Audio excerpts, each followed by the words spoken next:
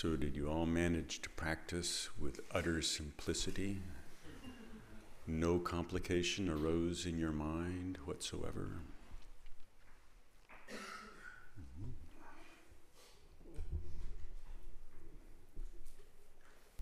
Are daydreams a complication? No complications, I see. All right. So what do you think, Mr. Gunn? A serious question.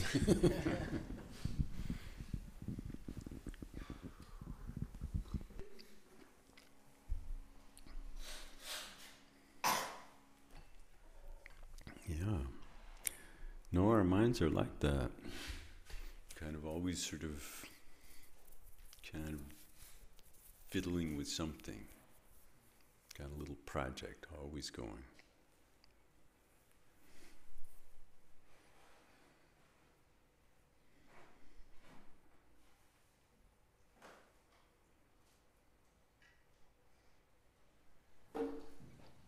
Yes, Matthew.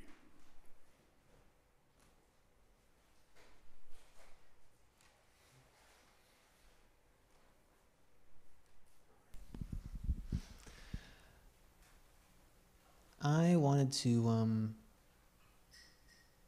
just kind of ask for a sort of like a talking subject rather than just a quick question. I'd like to hear a little bit about problems and sort of like the idea of problems and how to work with that. I have a habit of turning experiences, feelings, emotions into problems. I kind of I put that word on them, like that's something that is that that's happening that I don't want to be happening. And I find that as soon as I turn it into a problem, it tends to act as a problem and kind of becomes an obstacle for most aspects of my practice. Yeah.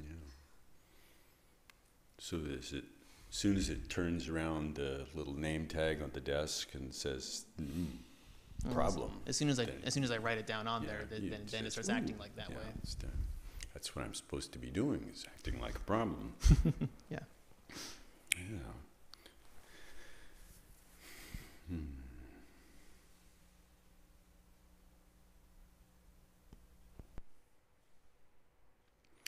I think in this case, it's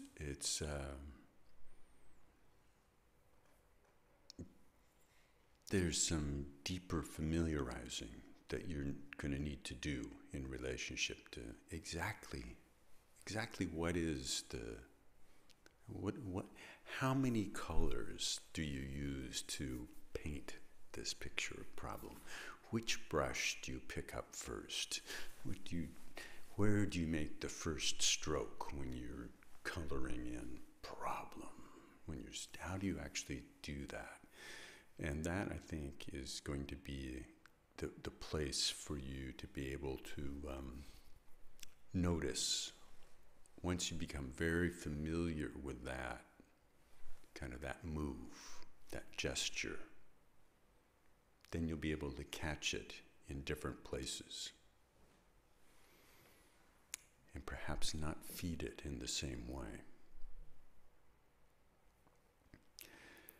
But the first piece along there is to, you have to treat the whole thing like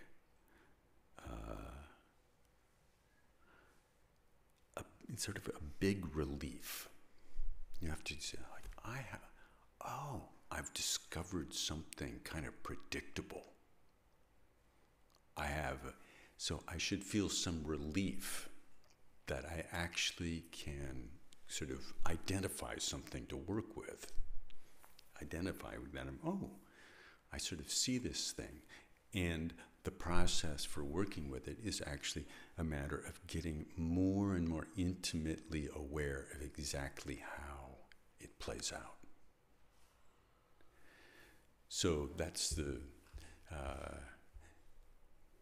if I just said, the first thing to do is make sure you don't treat it like a problem. The don't is going to be a problem. But that's why I suggested, treat it with a sense of, oh, what a relief. I have something identifiable. I do something on a regular basis that means I'm not going to have to wait. You could have a really big deal thing, but it only happened every 5 years. But then when it happened, it just completely destroyed your life. But you're not going to sit around for 5 years going, I got to keep my eye out. But I'm going to. That would be kind of torture. But so you have something that happens sort of regularly. Okay, great. It's then it becomes kind of easier. Things that come up regularly make for an easier project.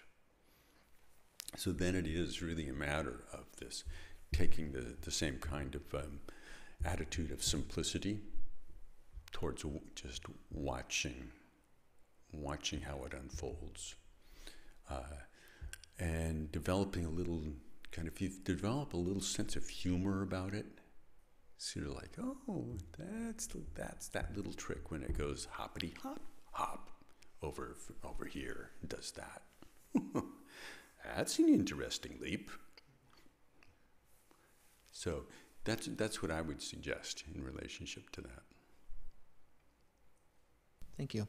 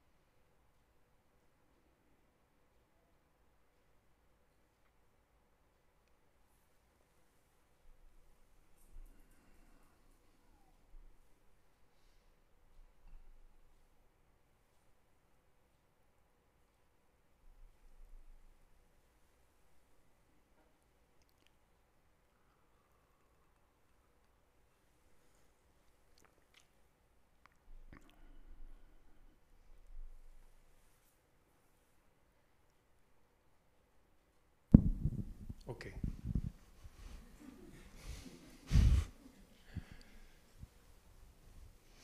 Often we get the instruction from Lama Michael to relax. Lately we get the instruction to just do short, teeny-weeny little meditations, but that helps. Often when I try to relax, after a period of about 3 of those teeny-weeny little meditations, I begin to get very relaxed and very drowsy. So,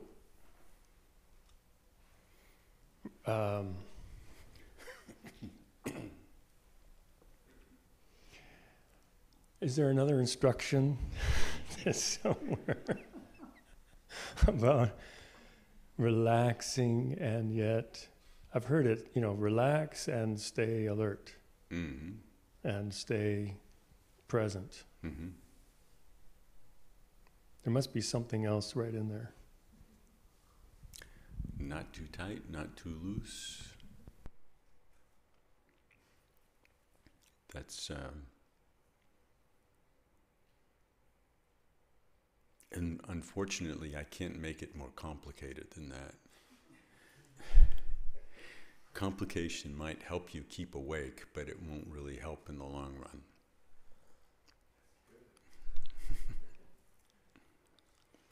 the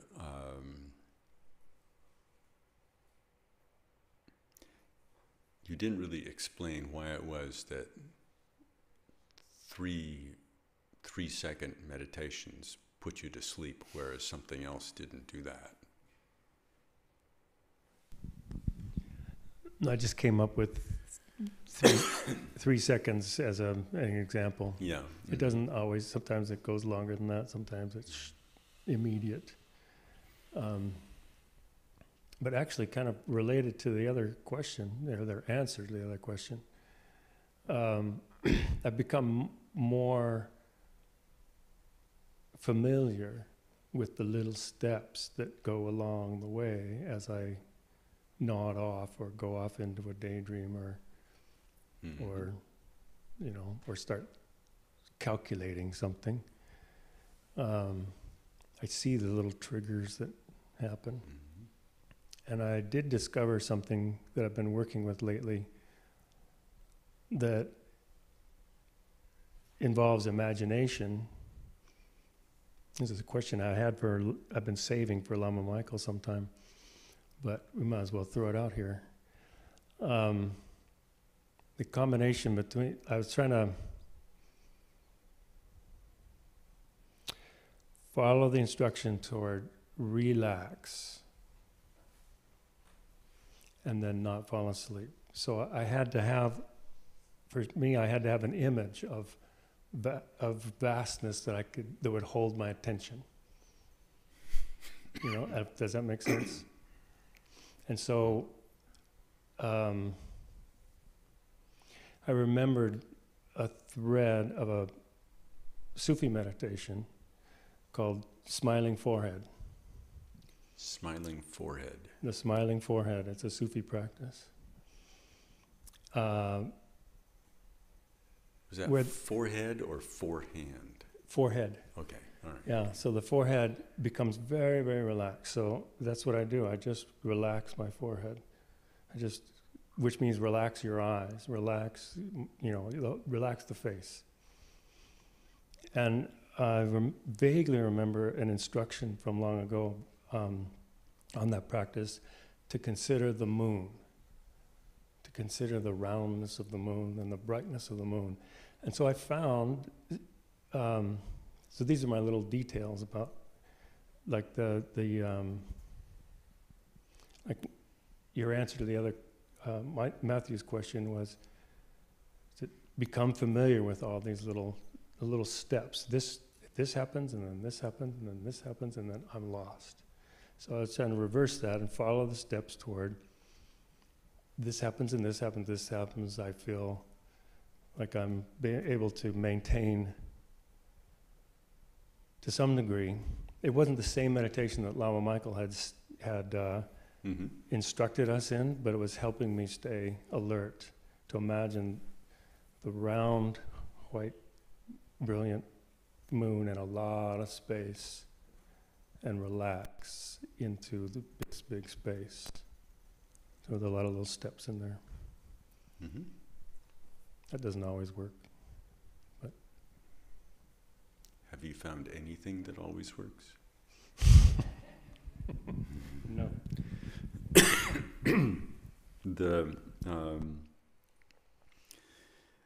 The not too tight, not too loose instruction that's an important thing. And what you're describing in terms of using that particular image, visualized image or imagined image, is a way to add some energy. So there's some, it requires a little energy to kind of keep that going. So that brings a little vitality into the mind stream. And there are a variety of objects of meditation that are like that. One of the ones that's part of the Mahamudra seminar program is a little sphere of light right at the forehead, sort of halfway in, halfway out. And that one can have a sort of a vibrant quality to it. So that becomes the object of the meditation, Yeah. rather than breath or anything else. Yeah. That, yeah. Yeah. Yeah, in the Mahamudra program, the week is divided up into days, and there are different objects of meditation for each of the days. It's not exactly, it's not formally broken up according to, say, the 4 foundations of mindfulness, but you get a little bit of the range of exposure that you get in that. So different kinds of objects of meditation, whether an external object that you rest your visual attention on, small or large, or visualized objects of different types, or the breath. So, different ones.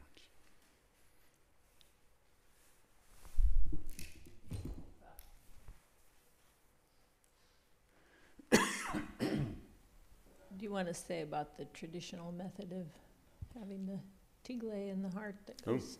Go for it. Trying to, I'd have to check my notes to remember 4-petal lotus. exactly with the white how, tingling. you should teach No, it. How Khenpo Rinpoche taught it this year was slightly different than I had slightly before. different. But there is there are two formal meditations that are done as in response to the situation of either agitation or sinking. And with the sinking or the drowsiness, you imagine a 4-petaled lotus in your heart with this very vibrant white sphere of light on it. And that sphere rises up through your body, through the top of your head, and goes way, way up into space. And you just, you stay with that. And for agitation, it's a lustrous black 4-petal lotus facing down at your heart with this kind of lustrous, very, very heavy, very heavy black sphere that then exits through your body, going down and deep, deep, deep into the earth. And there's a sense of real.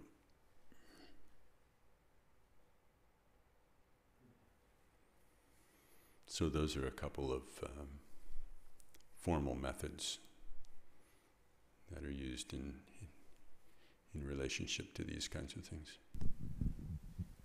That's really great. That's exciting. I'm really interested in that. And it brought up another question, since we're talking about that. Distractions as either overexcitement or overexcitement or underexcitement. In the case of a daydream, or I'm just lost in something, there's a quality of drowsiness, but there's a lot of energy and agitation in the dream itself. In the dream itself, or the so there's both agitation and drowsiness, unless I'm mistaken. I don't know how to categorize that. I don't know that I would necessarily use the two extremes as happening at the same time. I think of that as more a kind of agitation, even though you get kind of blanked out, but it's a fixation of the mind. Do you have any? I feel like I remember decades ago talking with Michael and the three of us talking about that it almost does seem like you can have distractions that are distracting thoughts and things that are happening with agitation, but also with sinking, with sleepiness. Just like I sometimes find when I'm on the verge of falling asleep, and then because I'm forgetting that I'm meditating, I have little, these little distracting thoughts come in at that time. So to me, that seems like, it's possible to be sleepy and distracted at the same time. But I think that in general, when we talk about having a lot of thoughts and just busy mind, that's the agitation side. I guess it depends on the energy quality of the dreaminess or the the agitation. Yeah. There are ways in which our patterns of energy, I think, are a bit complex. And so we can have certain kinds of things that shut down while other things go on like that. So I think with some of these things, if we really want to, there is something that needs to wake up, and in the middle of waking up, also relax.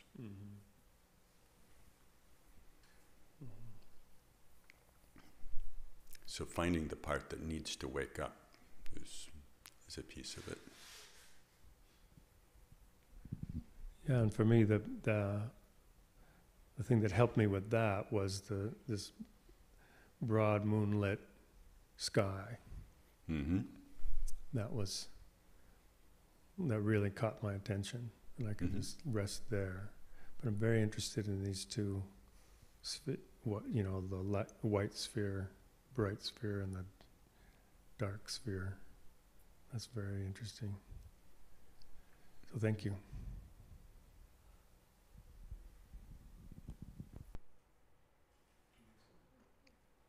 Did you have a comment? Yes. Okay. You had a question. All right. Okay. All right. I just wanted to mention what works for me usually is if I notice if I'm too hot or too cold. Either of those tends to create sleepiness. So, if you're too cold, just put on a jacket. And if you're too hot, wear a short sleeve shirt or something. And that really actually helps. I've done that for years. And the other thing you can do, just along the same lines, is if you know a particular subject that always excites you, like for my spouse, it's genetics or something, you can just kind of give yourself a little dose of that. But just for a minute, intentionally, you're just going to think about it for a second and then just let it go. Not like you're going to be thinking about Star Trek or whatever for latest TV episode or something. But just, kind of think about it enough to kind of get yourself going and kind of alert, and then, okay, now I'm going to go back to meditating. That can kind of help. The hot and cold that's a very traditional thing. If you're falling asleep, open the window, or even extremists will do things like extremists like our dear Lama Eric poured cold water on the top of his head in the middle of winter in Merrick, which he said had an effect.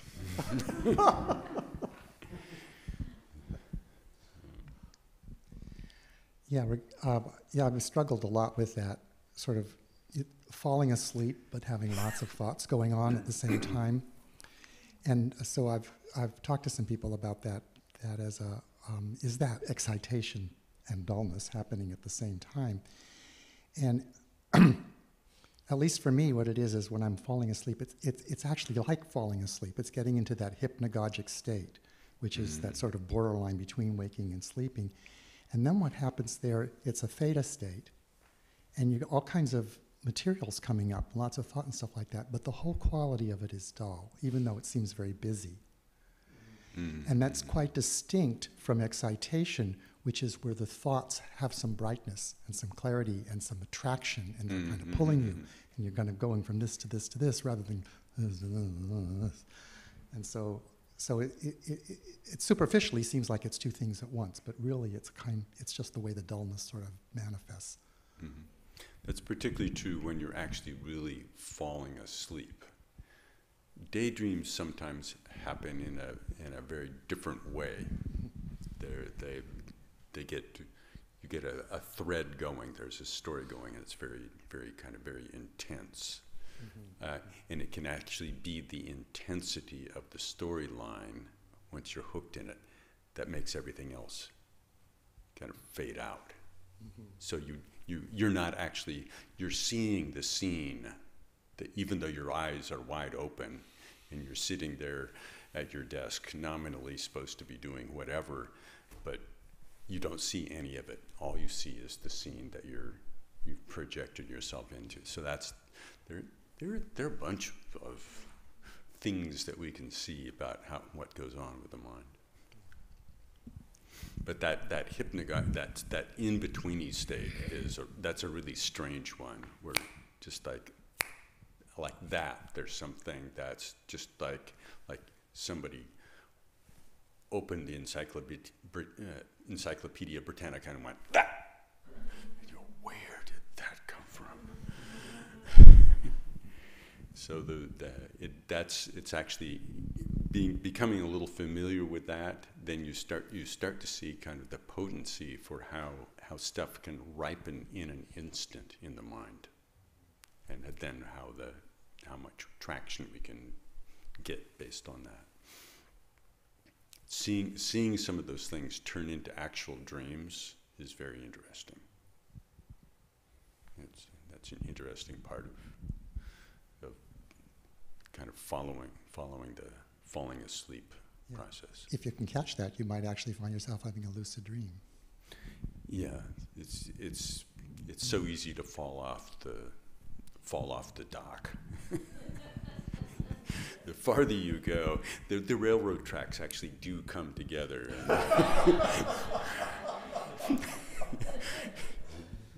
Off you go.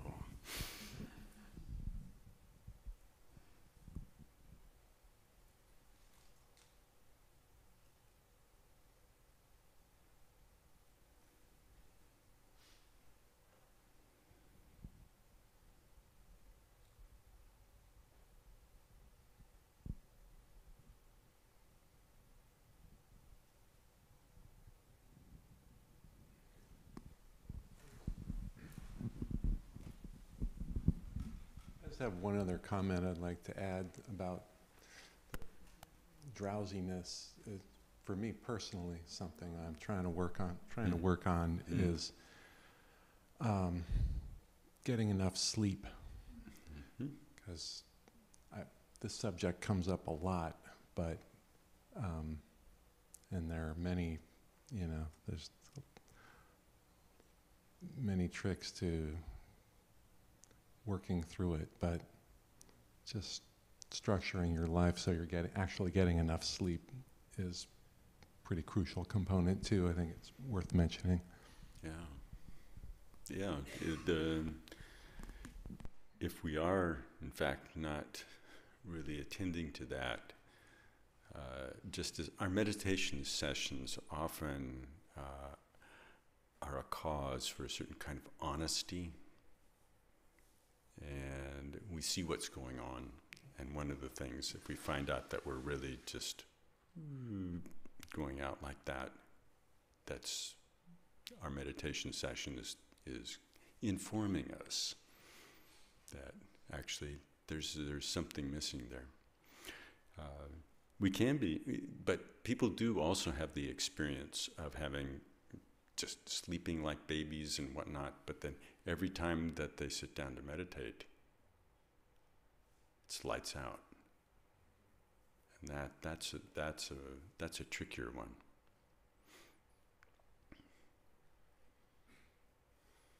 That one actually visualized objects and short sessions are actually really important if we're in that space of just, oh, I was there, I was perfectly awake, and then I just disappeared in an instant.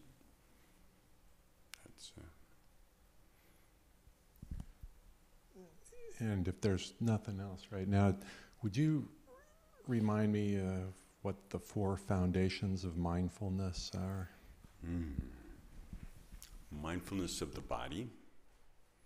So all the exercises, basically making sure that we actually have a direct experience of all the different gates of experience with the body. Principally the field of tactile sensation. But all the senses can be used, and really should be used in that. There's mindfulness of feeling, which that's not mindfulness of emotionality.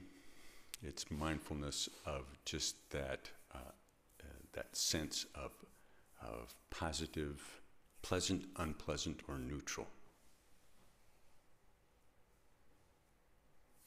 And that's one of the more difficult ones to actually place attention on, because even though it's an incredibly powerful piece of the the creation of our reality and the momentum of our mind and what goes on, the actual sensation of pleasant or unpleasant can be a relatively brief thing.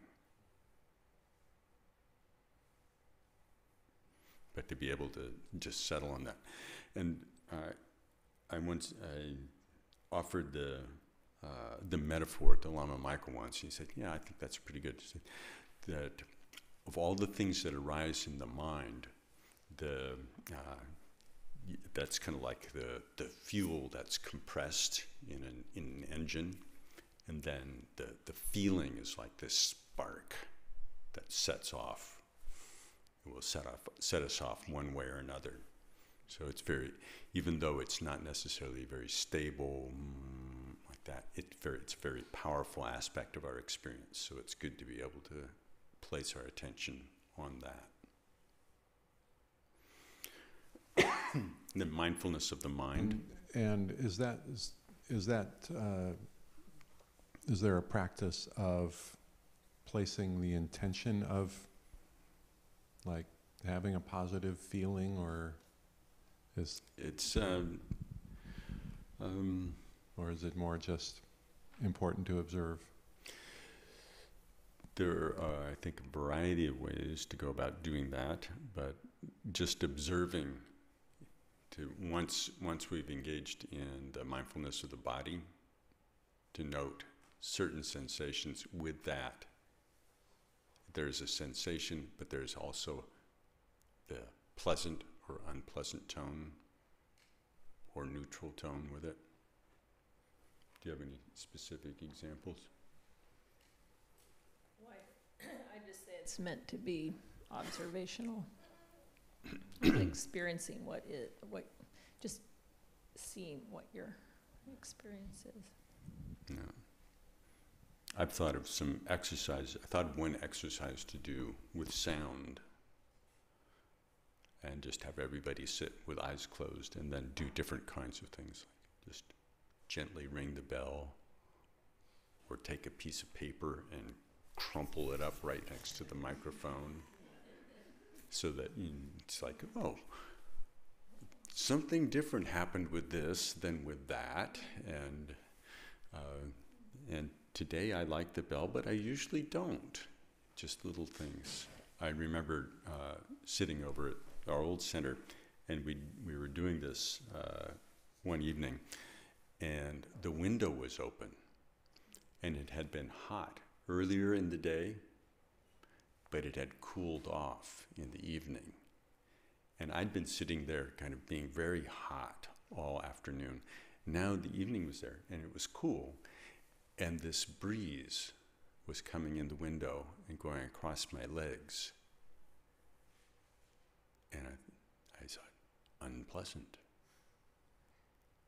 And I knew immediately that that exact same sensation 3 hours before, I would have said, so pleasant. So just to be able to see kind of have some kind of experiential sense of how that plays, that these things aren't glued together in some kind of permanent way, I think that's one of the important pieces of it. Mindfulness of the mind, that's the dynamic of all the play of thought and thought/emotion, that to being able to rest the attention on that play. And then mindfulness of phenomena is described in different ways, but it's kind of like seeing the whole shooting match in operation. You have all the various pieces of experiential stuff going on, and then it all comes together in this play, and you can some approaches to mindfulness phenomena will actually divide things up, so you can actually sort of watch 54 different kinds of dynamics. Some people in some traditions get into lists, so the different mental formations, seeing how those play out. But that it's more dynamic, so it's easier to get lost in that, because it's really sort of like, are we usually lost in the play of everything? Yeah, in the play of everything. So then, let's put our attention on the play of everything. It helps to have done the other stuff. So, do you have any further? You've worked with it more than I have. Just that it is interesting. These are tied to the 5 skandhas. So, now the you've Buddha, done it. Now I've done it.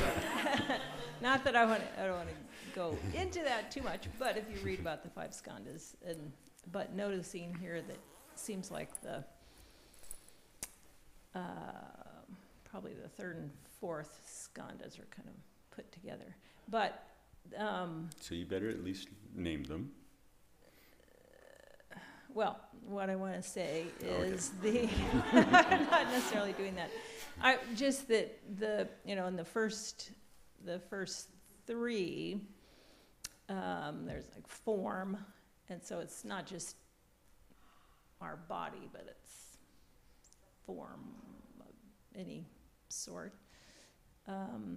But the body is really the big conduit, and all the senses and everything that goes with it.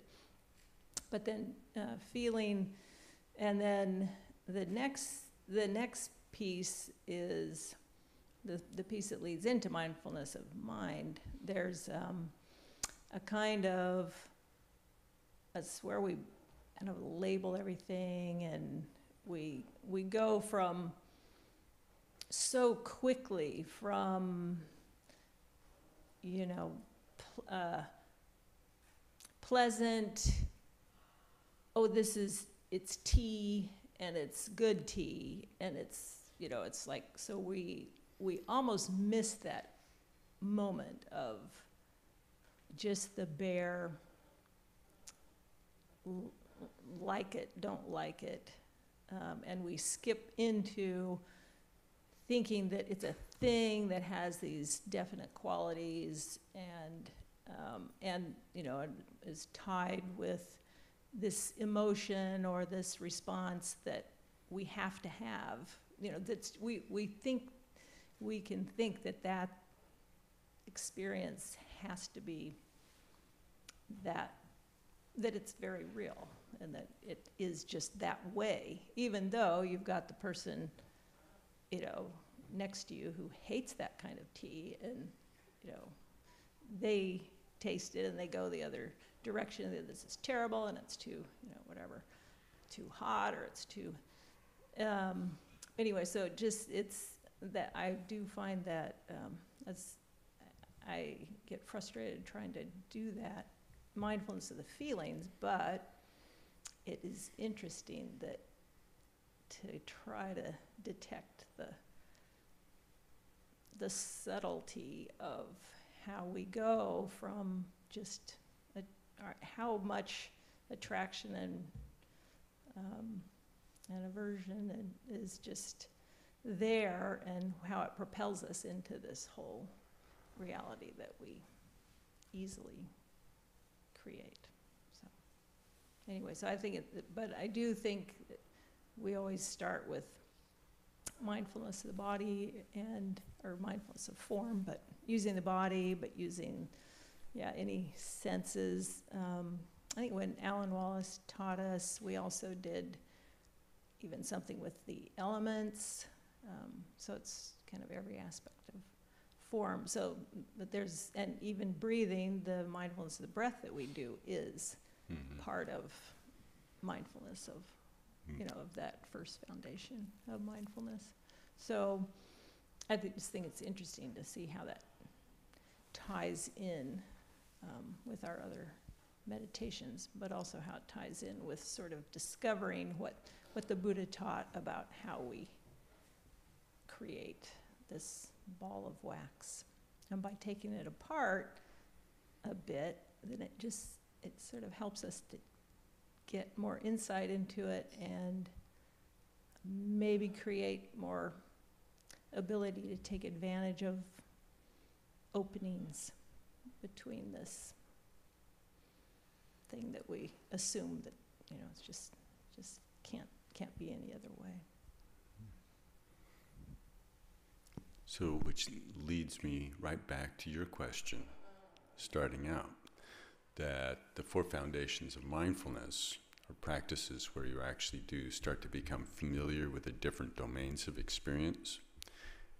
Those are helpful when we have a friendly process that arises on a regular basis, so that we can begin to see some things that where, as you're talking about, the whole ball of wax seems to be glued together as a problem, or whatever it is, it's glued together.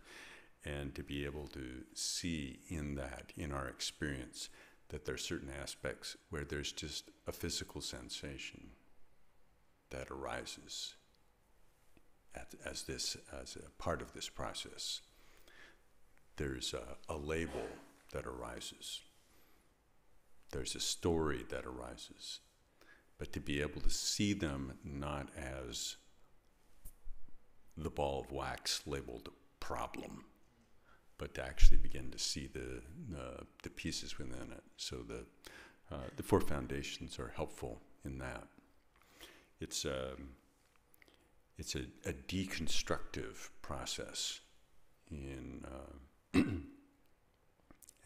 it's really that piece of step away from the glaciers, step away from the fire. That it's an important tool within the first turning to be able to see how to disengage from the momentum, so that we have some more space. And in that, the more familiar we are with our own dynamics like that, the more we can actually, and the more we relate to it in terms of just this is a dynamic, the more we can actually relate to other people going through, this is a kind of common circumstance. So there is a way that the compassion and loving kindness can actually start to arise out of this if we actually just notice. We're stuck in this process. It's not, so where we if we think about our personality and our identity, we tend to think of it as kind of a solid thing and very me and kind of, how could I get so screwed up? but I'm sure it's just me. But when we actually start to look into the process a little bit, it's possible to actually have more of a sense of the universality of our condition and appreciate others being in that, basically in this, that we're all in the same boat in this regard.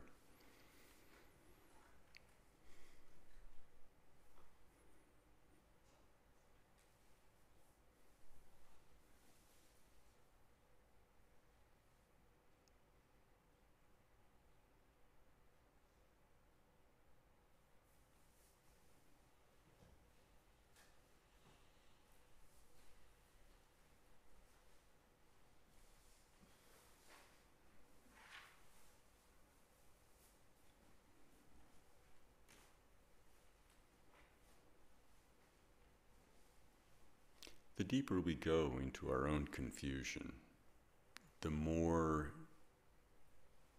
the whole process of confusion starts to become clear as a universal process. And from that point, our compassion can go deeper beyond just simply recognizing in someone else something that I wouldn't like to experience, which is very self-referential. But starting to see just how deeply we're caught up in a kind of a constant churn. And it all is very individual, but it can be we're very, very stuck in this churn. And that is samsara, that churn.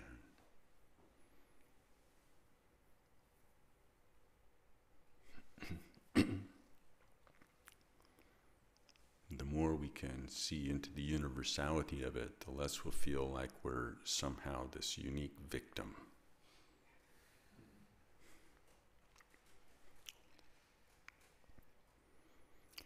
We got a lot of colleagues in this.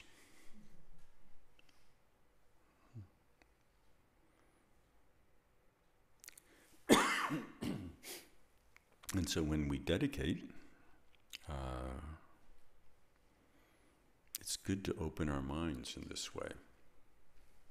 To really think, okay, we're looking into our situation. We've done a little bit of work here to maybe open ourselves a bit more.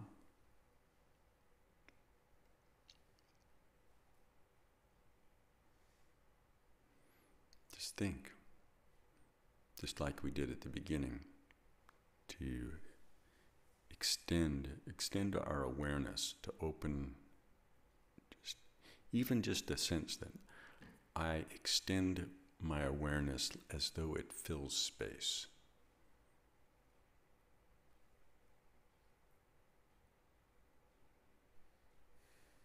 And it fills space with a basic goodness, a basic warm-heartedness.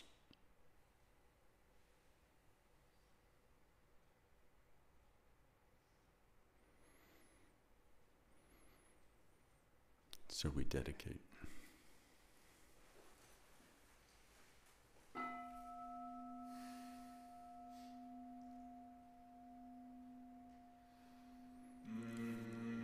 By this virtue may I quickly realize Mahamudra and establish all beings without exception in this state.